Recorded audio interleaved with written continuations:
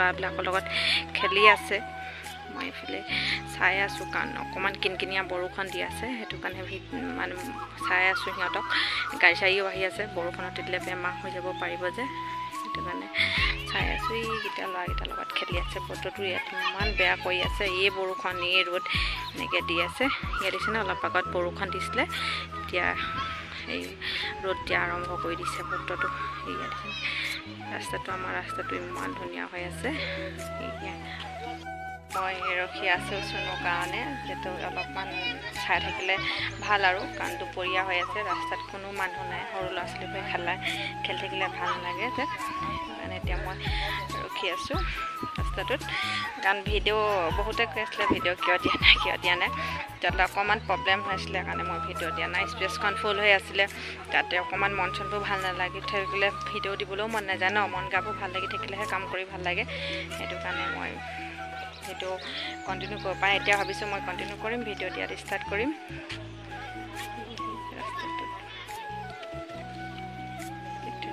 ৰাস্তাটোত হৈ আছে এতিয়া মই ভিডিঅ' দিয়াত ষ্টাৰ্ট কৰিম যিহেতু চুনু স্কুল খুলিব মঙলবাৰৰ পৰা স্কুল খোলা থাকিব সিহঁতৰ স্কুল যিহেতু এপ্ৰিলৰ 10 তাৰিখৰ পৰা বন্ধ আছিলে আৰু গৰমৰ কাৰণে বন্ধ দিছিলে আৰু ফাইনেল এক্সামৰ পিছত সিহঁতৰ বন্ধও দিয়ে গোটেই বছৰটো বন্ধ নাথাকে যে সেইটো কাৰণে পূৰা বন্ধ দি লৈছে এতিয়া জুনৰ 18 তাৰিখে স্কুল খুলিব স্কুলত আকৌ মই মঙলবাৰে থ'বলৈ যাব লাগিব যিহেতু প্ৰথম দিনাখনি গাড়ী নাহে ৰাতিপুৱা মই লৈ যাম পাছবেলা সময়ত আকৌ ছুটি সময়ত গাড়ী আহিব মই গাড়ীলৈ আজি ফোন কৰি থৈ দিছোঁ আহিব বুলি কৈছে সেইকাৰণে চুনু টিফিনত কি দিম আকৌ ৰেগুলাৰ ভিডিঅ' দিবলৈ ষ্টাৰ্ট কৰি যাম এতিয়া যিহেতু মই এইকেইদিন খুব ফুৰা মেলা হ'ল তাৰপিছত অকণমান মানে মানুহৰ তেতিয়া মনটো ভাল নালাগে তেতিয়া কামবোৰ কৰি ভাল নালাগে যে সেইটো কাৰণে মই ভিডিঅ'খিনি দিয়া হোৱা নাই লাহে লাহে কণ্টিনিউ কৰি যাম ভিডিঅ' ইউটিউব এৰিলে নেকি কৈ আছে ইউটিউব এয়া নাই এয়া মানে এয়া আগতে হৈছে কমচে কম মই আজি 1.5 মাহমান ভিডিঅ' দিয়াই নাই সেই চুনু বাৰ্থডে ভিডিঅ'টো মই আজিলৈকে আপলোড কৰিবই পৰা নাই আচলতে কি হ'ল মই স্পেচখন ফুল হৈ গ'ল আৰু মোবাইলটো অকণমান প্ৰব্লেম হৈ আছিলে কাৰণে সেইটো কাৰণে মই ভিডিঅ'খিনি প্ৰায় ভিডিঅ' মোৰ ডিলিট হৈ গ'ল চুনু বাৰ্থডে ভিডিঅ'টো ডিলিট হৈ গ'লগৈ মই নাজানিলোঁ কেনেকৈ ডিলিট হ'ল কি হ'ল সেভ কৰি থ'বলৈও নহ'ল মই ভিডিঅ'খিনি কিবা এটা চাই থাকোঁতে পটককৈ ডিলিট হৈ গ'ল এতিয়া মনটোতে বেয়াই লাগি আছে চুনু বাৰ্থডে ভিডিঅ'টো দিবলৈ নাপালোঁ আমাৰ ৰাস্তাটো কি ধুনীয়া হৈ আছে কৃষ্ণচূড়া ফুলবোৰ ইমান ধুনীয়া হৈ আছে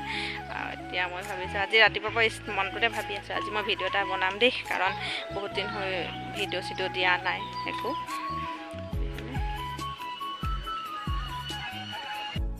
এইফালে মই দুপৰীয়া খাবৰ কাৰণে আলু পৰঠা বনাম বুলি ভাবিছোঁ আলুটো নিসিজিলে ভালকৈ কুকাৰত দিলোঁ যদিও ভালকৈ সিজা নাই মই লাহেকৈ কাটি ল'ম এইফালে আলুটো মই ভালদৰে পিটিকি লৈছোঁ ৰেচিপি বুলিয়ে নহয় আৰু দুপৰীয়া মই সেইটো আজি বহুতে ভিডিঅ' দিয়া নাই ভাবিলোঁ আজি কিবা এটা সেইটো বনাই ভিডিঅ'টো ষ্টাৰ্ট কৰোঁ এইটো খাব পৰা বহুত ধুনীয়া সুবিধা হৈছে হাত নালাগে হাততে লগাব মানে কি বস্তুখিনি গৰম হৈ থাকিলে তেতিয়া চিন্তা নাই এতিয়া মই পিঁয়াজ কুটি দিছিলোঁ এতিয়া মই মছলাখিনি দি দিম পেলাই আলুখিনি অলপমান মই ভাজি লৈছোঁ অকণমান তেল দি দিছোঁ ভালকৈ নিসিজিলে মানে আলু কুকাৰত দি দিলোঁ যে মই কাটি কাটি দিব লাগিছিলে দিলোঁ কেনেকৈ ডাইৰেক্ট গোটাকৈ দি দিলোঁ মানে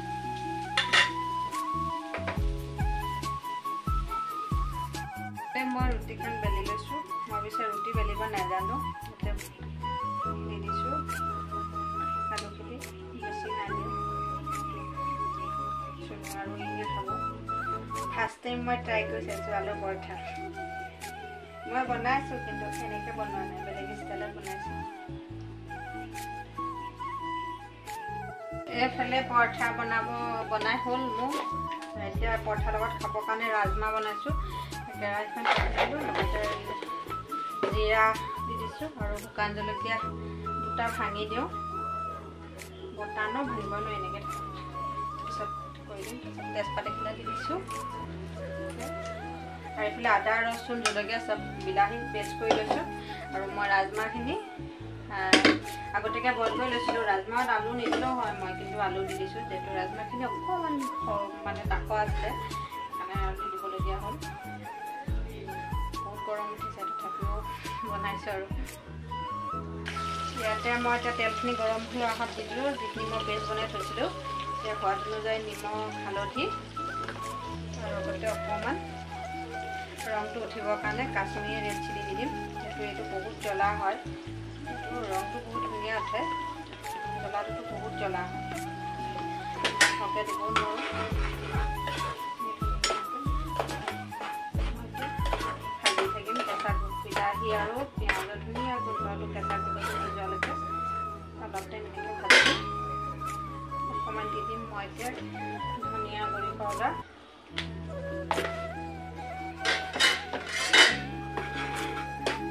ৰাজমাহ চব্জি খাই বহুত ভাল লাগে। মই কিন্তু ইমান এটা ভাল নাপাওঁ, আমাৰ ৰুমত খাই সিহঁতি বহুত ভাল পায়, অনা হয়, কিন্তু দাম বহুত দাম হয়। কিন্তু বজাৰত শুকানকৈও পায়, কেঁচাকৈও পায়, তো শুকানকৈ অনা নাই, কেঁচাটো আনিছিলোঁ আমি। এইফালে মোৰ ৰেডি হৈ গ'ল ৰাজমাহ ভাজি, দেখিছেনে অকণমান থুপথুপীয়াকৈ বনাইছোঁ, সেয়া ৰাজমাহ। আৰু এইফালে আলু পৰঠা ফাৰ্ষ্ট টাইম বনাইছোঁ, কেনেকুৱা হৈছে নাজানো, ঘি দি পৰিছিলোঁ। এইফালে আমৰ আঞ্জা, মই বনাইছিলোঁ বাদামৰ চাটনি। বাদামৰ চাটনি ৰেচিপিটো মই কেতিয়াবা দিম বাৰু, সেইদিনাখনি পটাপট বনাবলগীয়া হ'ল কাৰণে ৰেচিপিটো দিয়া নহ'ল বাৰু। ৰাজমাহখিনি খাই এনেকৈ বহুত ভাল লাগে, যিহেতু ৰাজমাহ অলপমান আছিলে, বেছি নাছিলে কাৰণে অলপমান আলু সৰহকৈ দি মেলি এনেকৈ বনাবলগীয়া হ'ল। এতিয়া দেখিছেনে